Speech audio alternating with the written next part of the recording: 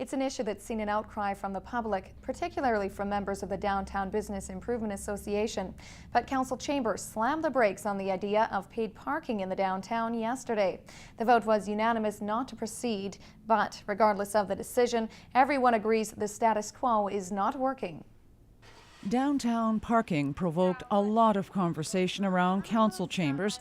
Returning to pay parking in the city's core has been on council's radar for over a year, but council has now voted unanimously to quash the idea altogether. The united voice surprised Acting Mayor Brian Skaken.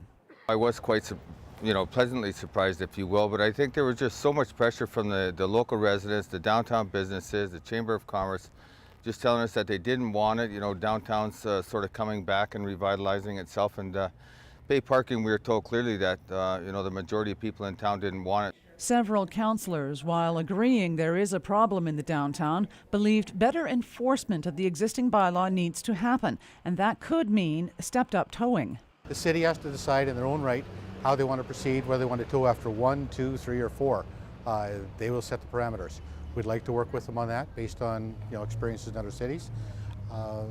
If a person gets towed after 4, they certainly must know that they're on the edge of something happening. The Downtown Business Improvement Association says better technology will address some of the problems. License plate recognition technology was something that we had an idea of. Now the city's already looked at it, and that's a key part of the enforcement. Changing the bylaws, we've researched and found other communities that have bylaws that work. In particular at Nanaimo and Kelowna. So if the city just chooses to adapt those, it'll be a quick, easy fix to bring them up to speed.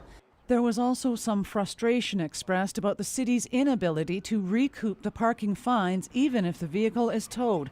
But Skaken says the system of chalking tires is archaic and the status quo can't remain. One thing we know is that just leaving it as it is isn't going to work, because there's some repeat offenders that cause a majority of problems for the people downtown, and administration is going to try and deal with that. But for now, and in the near future, I don't see parking meters come back at all, and I think the city's going to do a better job with enforcement, and hopefully, everybody will be happy in the end.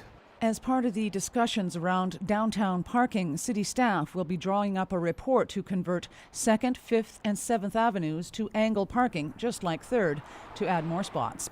Cheryl Jan, CKPG News.